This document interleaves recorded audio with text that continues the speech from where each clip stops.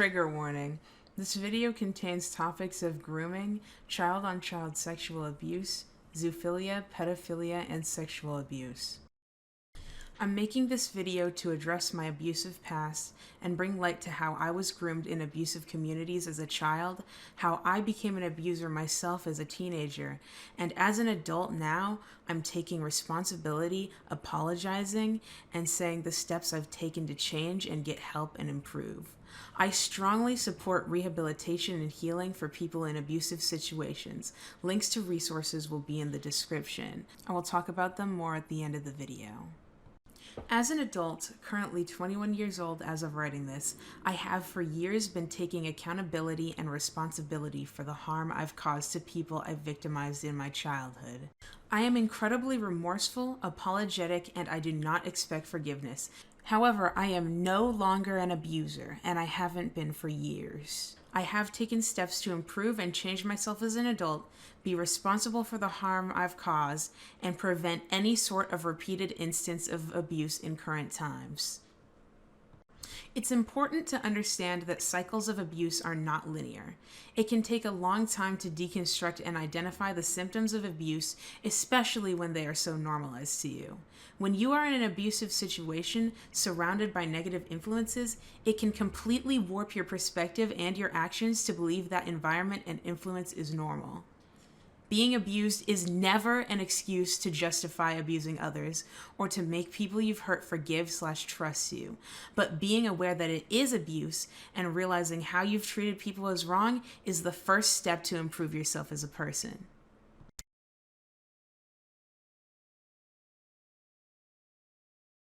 Recently, Birdie made a video coming back after a 3-year hiatus. In this video, he talks about why he left YouTube and came back, including sections about his experiences with people, along with refuting allegations made against him. In Birdie's video, he has a section titled The 2017 NSFW Art, claiming that I groomed him. I feel it is important to address, I genuinely do not believe grooming is the correct word to describe this situation. Yes, I was an abuser. I pressured him and my behavior towards him was abusive, and in no way am I excusing that. He is traumatized by me and he has every right not to forgive me. The events also took place 7 years ago, during a time period where I was also being abused and groomed to believe pressuring people for NSFW was normal. I will include some screenshots in this section as I elaborate. Anyways, this shouldn't have been drama in the first place, but kittydog encouraged me to make drawings like those, and that's why they exist. I know a few of you are probably going to say this as some sort of counter-argument, so I'd like to acknowledge it. The age gap wasn't, huge. I was 12 and she was 14, but, let's not get caught up in the logistics of grooming. I am not misusing the word. I can confidently say that this is what this was. There was a huge power dynamic. Kittydog was aware of the power she had over me, being a massive creator that I looked up to, and I was not old enough to consent to these things. I was 12. It's very important to note that my age gap with him is 1 year and 7 months. He was 12 or 13 while I was 14. We were both under the age of consent, and I am not a pedophile. Some people are misconstruing this as a case of pedophilia. And yes, pedophilia is not the same as grooming. It is possible to groom someone as a minor, but here is why I believe that this is not a case of grooming. Grooming is a specific and deliberate process of abuse/manipulation. The groomer intentionally lowers the victim's inhibitions, isolates the victim, and uses their position of power in order to exploit or sexually abuse them. Grooming is not inherently sexual, though. It can be other forms of exploitation. It is important to distinguish between grooming and other forms of abuse. Another thing to bring into consideration is that apparently Kittydog was also being groomed during this time period, but this still doesn't excuse her behavior. Especially when we consider COCSA to be a trauma response, which stands for child-on-child sexual abuse.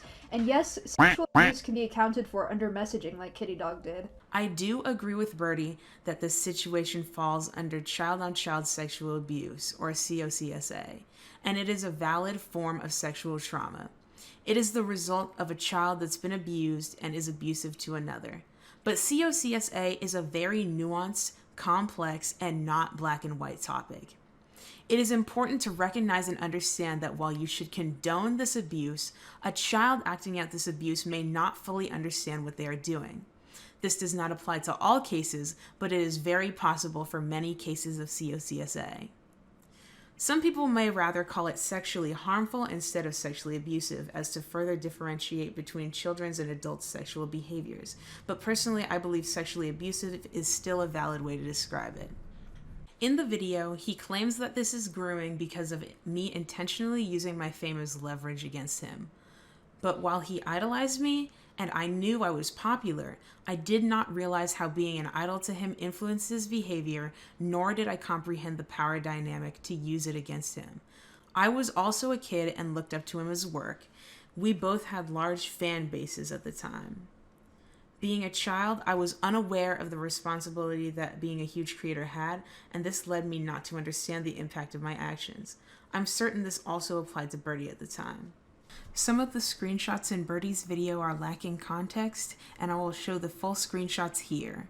I did ask if he was uncomfortable and if I should stop multiple times. He said it was fine, and I was not getting him to make an exception for me because of my fame. The issue with my behavior here was not my popularity, it was the fact that I was drawing essay art of his characters along with having obsessive behavior. I'm still extremely remorseful for the power dynamic that was there in regards to him being a fan of mine, even if it was unintentional.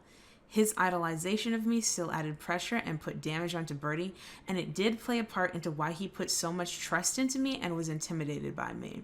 This could be interpreted by some people as unintentionally grooming, but I don't know if that's a thing.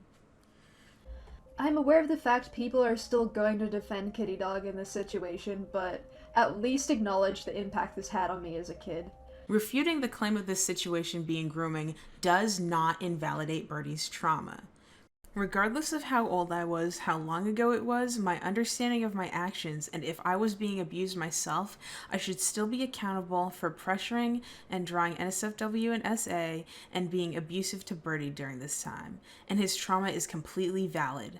Please do not victim blame him. I am extremely remorseful for even pressuring him about NSFW and problematic topics in the first place. Though, I should not be held responsible for things that are misinformation. In his video, he also left out information that contextualizes the situation. The main mistakes being, he said I never attempted to apologize in 7 years or that I tried to pretend nothing happened. She has acknowledged what she did to me, but she never made an effort to apologize to me.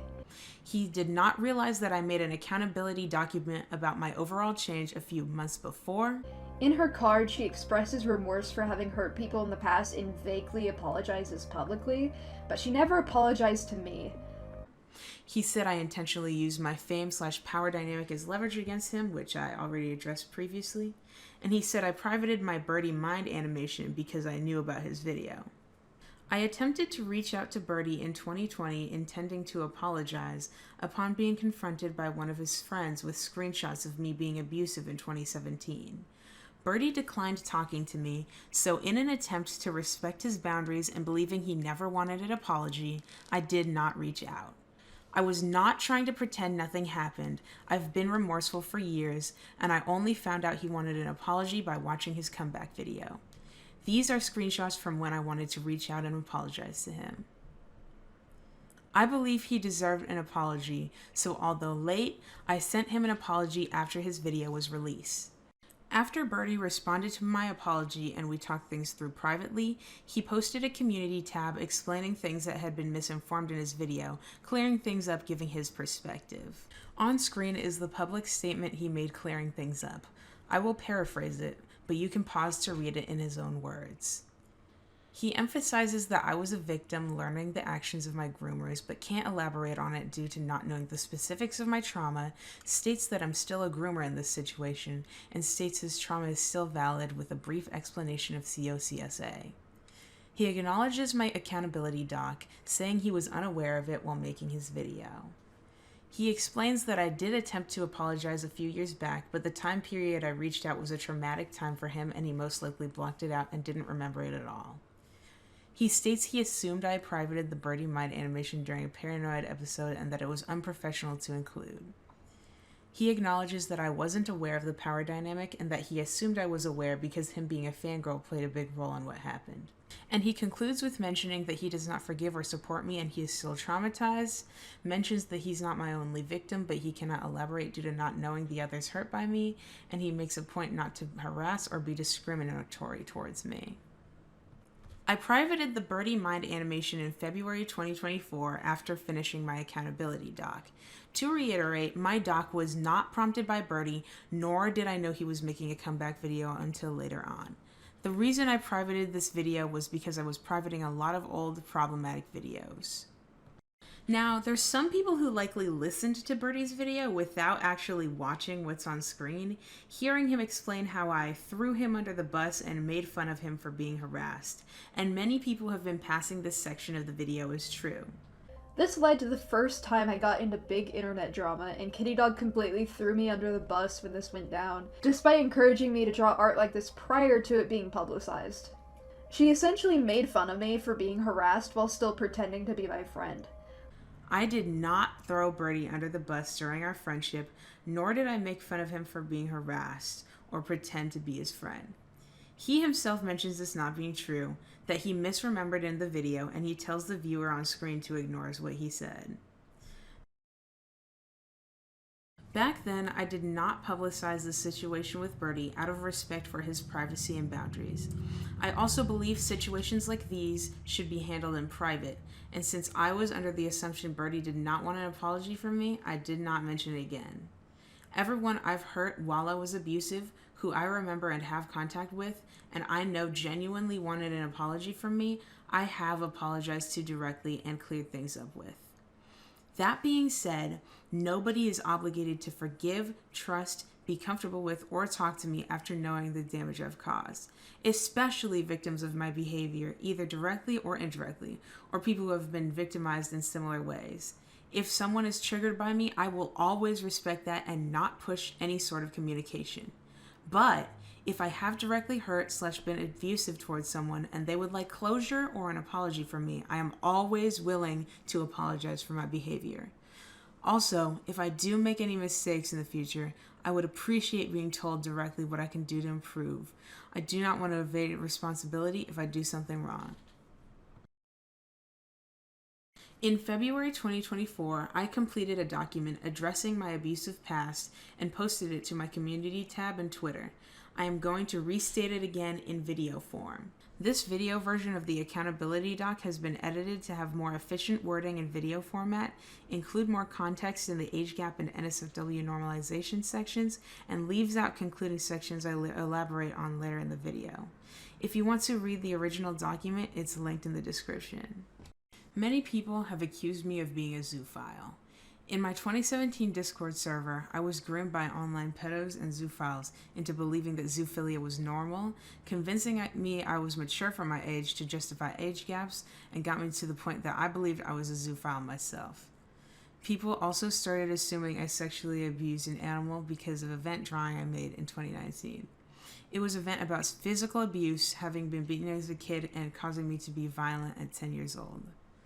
On screen is my 2020 statement on this. But keep in mind, in 2020, I still believed I was a zoophile, but now I firmly believe I am not one. I was abused into thinking I was one rather than actually being one. I've never sexually abused any animals. Large age gaps were normalized to me as a kid. My first IRL boyfriend and FWB groomed me when he was 16 while I was 12 to 13. He actively hid personal information about his life so I couldn't go after him, and would gift me, take me on dates, and buy me things, all while keeping me from meeting anyone in his life, and he had a sexual relationship with me. He groomed me again when I was 16 and he was 20. I dated someone who was 16 while I was 13, and everyone around supported our relationship. While I wouldn't say he groomed me, I still believe it was a weird and unhealthy maturity gap that added to the normalization of age gaps to me. And while I was 16 to 17, I was actively being preyed on by 4 different adults, all in their 20s, 20 to 22 years old. During this time, I had the largest age gap I've dated with someone younger than me, and it was an age gap of 2 years, 11 months. They were 14 and I was 16 to 17. Both me and the other kid were being preyed on by the same adult and were encouraged by them. In the past, I excused myself by saying it's not grooming because I had no idea that 3-year age gaps were an issue at the time, especially while people 4 to 5 years older than me were normalizing age gaps to me. But even if I was unaware of it, it was still a really weird maturity gap, and that is not an excuse. I am not a pedophile, and I would not seek out someone for being young and vulnerable. But my intentions are not an excuse for the harm I caused, and I am still extremely remorseful. This is an example of COCSA that occurred from me being groomed. I no longer believe a 3-year age gap in young teen years is okay or appropriate. It's different when everyone involved is an adult, but this gap in teen years and childhood has a huge maturity difference. Normalizing NSFW content around minors and posting suggestive/NSFW as a minor. Some people assume my content is made for kids. However, I have a history of making NSFW and suggestive content since I was 12 to 17 years old. In my Discord servers from 2017 through 2020, there were older teens and adults who encouraged NSFW talk. This normalized NSFW to me as they encouraged me to post it publicly, and I ended up making NSFW accounts at 14 to 17 years old, which let anyone see regardless of age. That was not at all responsible or private. During this time, I encouraged other minors to draw and talk suggestively. I would show off my dildo and VCs, shared sexual art, and had sexual conversations. I didn't ensure these people were mature or old enough before talking about or drawing NSFW or suggestive content with them. I should have known better, and I should have been more responsible, and I'm deeply remorseful for this.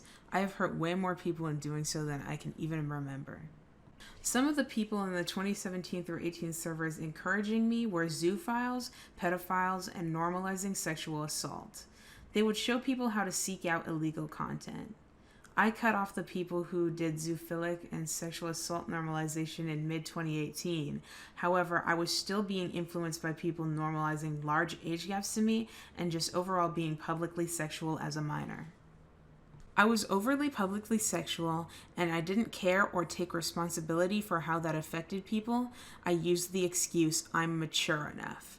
Posting these things at a young age not only put myself in danger, but encouraged other kids to do so and think it was okay for them too. I am genuinely sorry for not listening to anyone who told me not to post these as a kid, and I now believe it is not safe for minors to post NSFW or overly suggestive content. However, if a minor does post NSFW or suggestive art, they could be a victim putting themselves in danger unknowingly because of being groomed and encouraged into doing so. They should be educated on why it's unsafe, not victim blamed or harassed. Even at 18, I didn't do a good enough job keeping minors away from my NSFW or suggestive content. I still talked about it publicly and had a public 18+ account that was easily accessible to minors. While it's not wrong to have an NSFW account as an adult, it is wrong to be completely irresponsible with an impressionable audience and not taking responsibility for it. I am taking responsibility for the normalization of sexual content around minors, even when I was a teen or a minor myself. This was completely wrong of me to evade responsibility, and I sincerely apologize for this. Just to be clear, nowadays I only post NSFW on private 18+ spaces. People have leaked and re-uploaded my stuff, which is out of my control, but I do what's in my control to make sure minors won't see it. I want to be clear, I am not comfortable at all with people reposting my NSFW, especially stuff I drew while I was a minor. In 2019 through 2020, I was still being groomed by pedophilic adults, and I fell into a community of pro-shippers.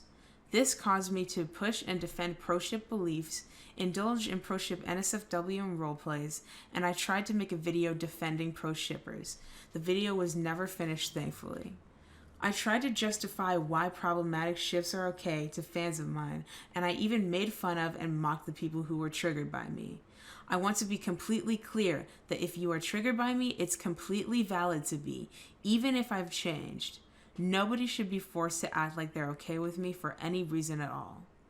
I haven't been pro-ship since 2021. I am not a pro-shipper anymore. And yes, this means I was pro-ship for a bit at 18, but I dismantled and completely denounced being pro-ship at this age. Being in this community was obviously horrible, and I'm not trying to excuse doing this, but I'm trying to explain to why it got to that point and that I'm no longer in it or support it at all. On screen are the screenshots of me dismantling and denouncing pro-ship beliefs. I mentioned this is a progression because I used to say I left the pro-ship community in early/March 2021, which is true. However, that omits the context of me dismantling the beliefs over time. This left my stance unclear. I want to make it absolutely clear now what I believe. My current beliefs are that people should be able to use triggering themes to tell a story, but not to glorify or normalize abuse, and it should always be taken seriously and respectfully with proper warnings. This does not include indulging in problematic NSFW or ships. These topics should be treated with respect and care. I am not a pro-shipper for believing this stance.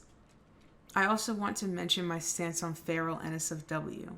I used to draw this while I was pro-ship, but in 2021 during the pro-fic time, I still drew it unknowingly.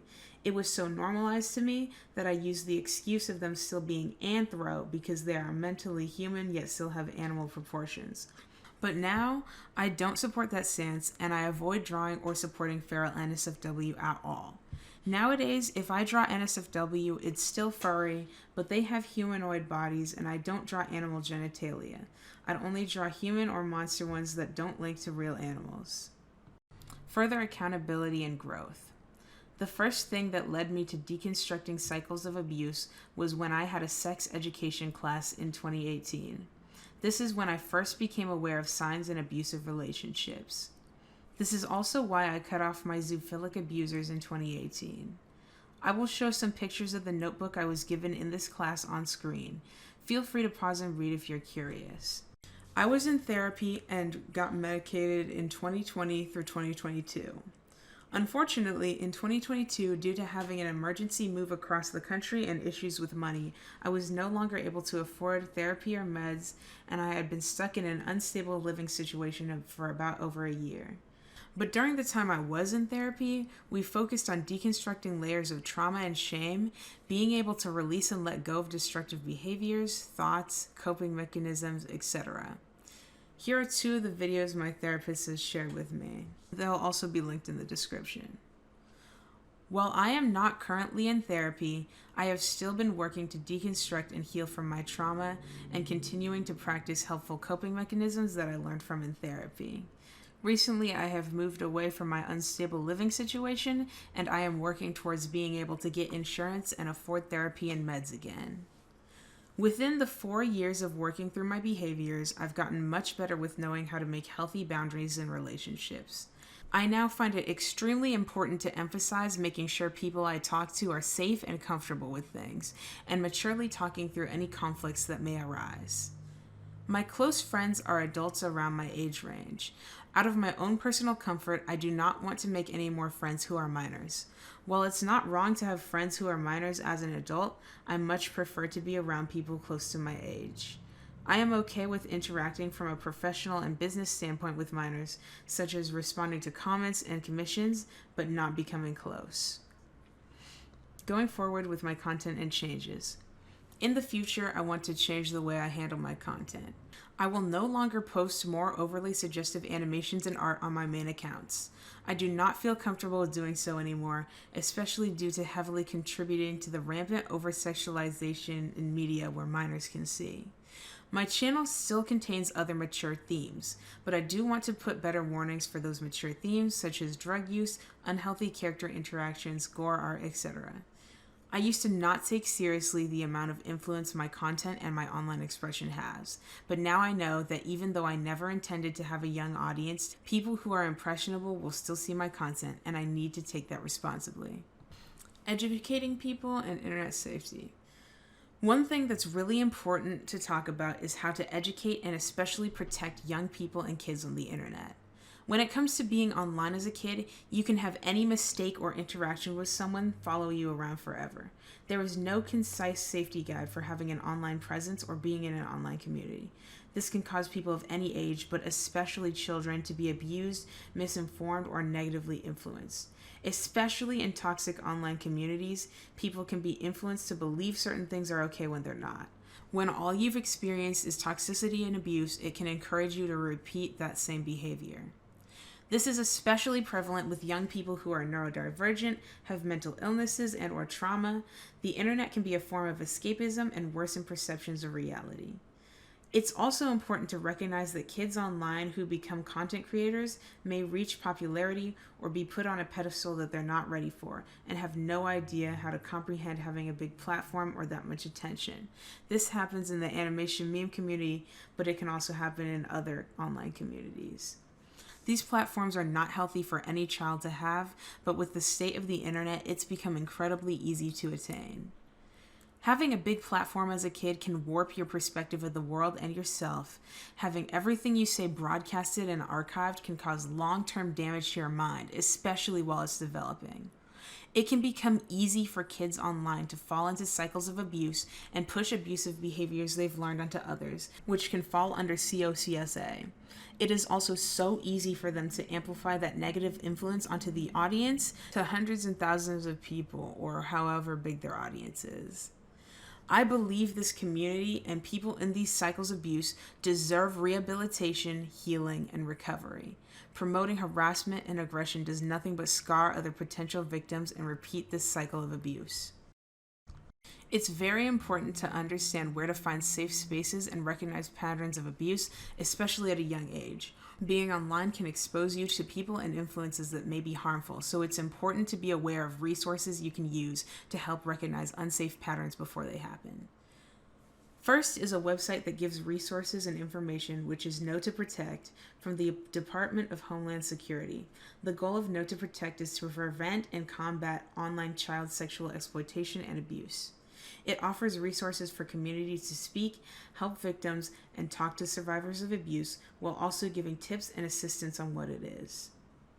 Another information resource is raisingchildren.au, with an article full of info and resources that give knowledge on grooming, how to avoid it, and recognizing these behaviors. End Violence Against Children is a resource that promotes Safe Online, a campaign that assists in combating sexual exploitation and abuse, learning how to report abuse, the issues with abuse, and donating to help fight it. One more information resource about grooming and safety is Childline, where you can get tips, advice, and information on what grooming is, how it impacts people, and how to avoid it. The next two resources are for communicating and finding communications involving hotlines or rehabilitation for victims of child sexual abuse. Darkness to Light and Rain. I am genuinely sorry for my abusive behavior and negligence that I carried out in childhood and teen years, and the people I've hurt as a result of such. I have done my best to take the time and steps to heal and reform myself and make amends for the damage that was not only done to me, but also the people I've affected. Recovering and healing from trauma and the people who've abused me has been an extremely painful and challenging process, and it has taken me many years to truly reflect on everything and deconstruct the abusive behaviors I internalized. I am incredibly remorseful and ashamed, but I am prepared to continue to take more steps to recover and heal, as I have done since my entire recovery process. I do not want anyone to go through the things I have. Nobody deserves to have their traumatic past on blast for anyone on the internet to see, and I especially do not want people to repeat the abuse from my teen years. I have been creating animations and music online for over a decade, and I have seen so many people in situations similar to mine within the communities I'm a part of. No matter what your opinion on me may be, if you take anything from this video, I encourage promoting a space of people who support rehabilitation and healing for traumatized kids and teens online, especially in this community. It is crucial to emphasize the importance of safety and education for young people who may not know how to recognize what they're going through.